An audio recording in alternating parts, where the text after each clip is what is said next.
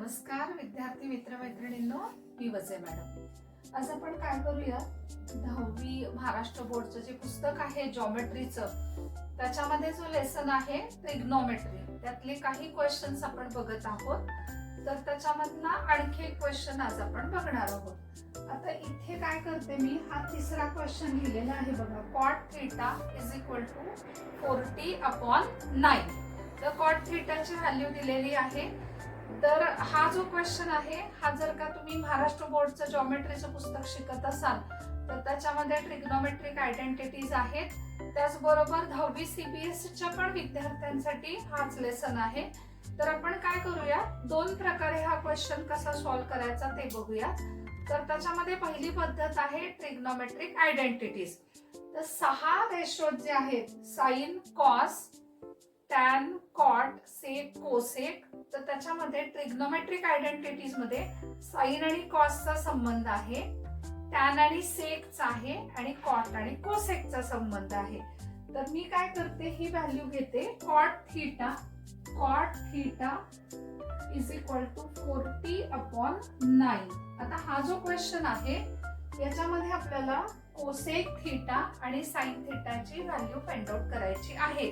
तर आपण काय करूया, ट्रिग्नोमेट्रिक आयडेंटिटीचा वापर करूया। आता इथे मी लिहिते की बाय युजिंग ट्रिग्नोमेट्रिक आयडेंटिटीज, 3 प्रकारच्या आयडेंटिटीज आहेत ट्रिग्नोमेट्रीच्या।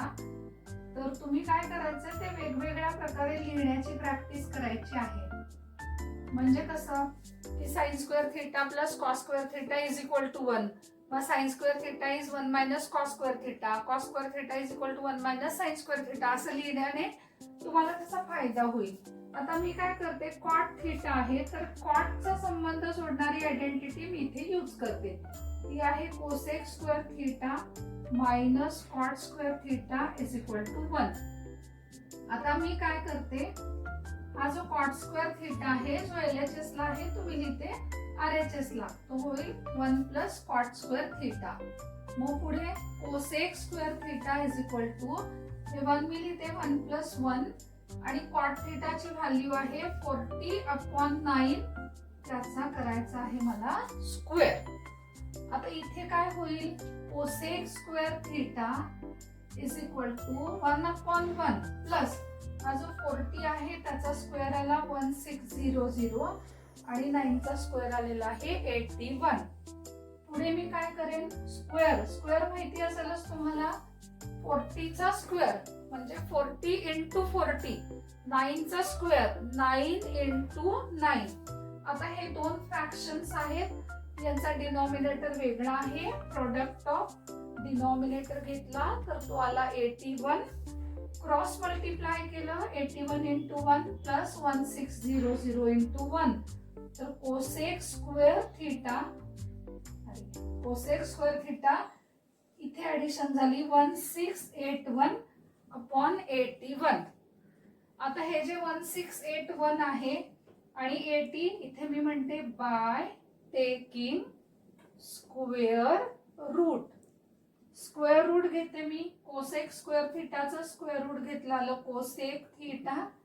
16481 चं स्क्वेअर रूट आहे 41, आणि 81 चं स्क्वेअर रूट आहे 9। अशा प्रकारे मला कोसेक थीटाची व्हॅल्यू मिळाली। बरं, आता इथे प्रश्न काय विचारलाय, कोसेक थीटा फाइंड आउट करा, त्याचबरोबर साइन थीटा। तर हे जे 6 रेशोज आहेत, या 6 रेशोचं प्रत्येक वेगवेगळ्या या गुणधर्मासाठी वेगळं वेगळं रिलेशन आहे। आता इथे मी काय सांगितलं, ट्रिग्नोमेट्रिक आयडेंटिटी, तसं साइन आणि कोसेक हे काय आहेत, रेसिप्रोकल ऑफ इच अदर। म्हणजे काय, sign theta into cosec theta reciprocal आहेत, याचाच अर्थ होतो की या दोघांचा प्रोडक्ट 1 आहे। मग त्यामध्ये हा साइन थीटा इंटू कोसेक थीटाची व्हॅल्यू माझ्याकडे आहे 41/9 इज इक्वल टू 1। मग मी काय करेन, हे या साईडला घेईन, हे 9 इथे काय आहे डिनॉमिनेटरला, इकडे काय होतील, जातील न्यूमरेटरला, आणि 41 येतील डिनॉमिनेटरला। तर मग साइन थीटाची व्हॅल्यू काय येईल माझी 9/41। आणि कोसेक थिटाची जी व्हॅल्यू आहे ती कोसेक थिटाची व्हॅल्यू माझी आलेली आहे 41/9. तर अशा प्रकारे ट्रिग्नोमेट्रिक आयडेंटिटी यूज करून तुम्ही हा क्वेश्चन सॉल्व्ह करू शकता. पण समजा इथे कोणी असे विद्यार्थी आहेत की जे 9thचा ट्रिग्नोमेट्रीचा अभ्यास करत आहेत, तर 9th ट्रिग्नोमेट्रीचे जे बुक आहे त्याच्यामध्ये साइन, कॉस आणि टॅन अशा 3च रेशोज बद्दल माहिती दिलेली आहे.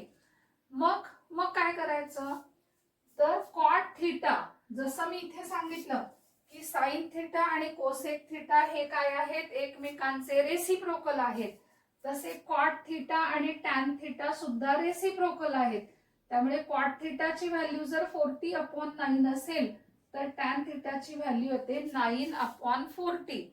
आता 9/40 आल्यानंतर आपण इथे जर का समजा ट्रिग्नोमेट्रीचा क्वेश्चन पायथागोरसच्या थेरमचा पण आधार घेऊन सोडवणार आहोत. तर मग मी काय करते, इथे घेते ट्रायंगल एबीसी. थीटा, थीटा म्हणजे काय, मेजर ऑफ अँगल. तर मग आता मी काय करेन, अँगल ए घेतला थीटा. तर जेव्हा तुम्ही थीटा लिहिता त्यावेळेला तुम्हाला त्या थीटाच्या संदर्भात कोणती साइड अपोजिट साइड आहे, कोणती साइड ऍडजसंट साइड आहे ते माहिती पाहिजे. तर हा थीटा आहे, तर ही आहे अपोजिट साइड, ही आहे ऍडजसंट साइड आणि हा आहे हायपोटेनियस. तर मी इथे लिहिते की टॅन थिटाचा रेशो कसा घेतात, opposite side upon adjacent side, BC upon AB. पण माझ्याकडे कुठली व्हॅल्यू आहे टॅन थिटाची, 9/40. सो BC अपॉन AB ची व्हॅल्यू आलेली आहे 9/40. तर BC अपॉन AB हा रेशो आहे, याचा अर्थ BC ची व्हॅल्यू 9 आणि AB ची व्हॅल्यू 40 असा घ्यायचा नाही. ती व्हॅल्यू घेतल्यामुळे तुमचं जे येणारा आन्सर आहे त्या व्हॅल्यू मध्ये काहीही फरक जरी पडत नसला तरी तुमच्या मार्कांमध्ये मात्र फरक पडू शकतो, कारण हा रेशो आहे.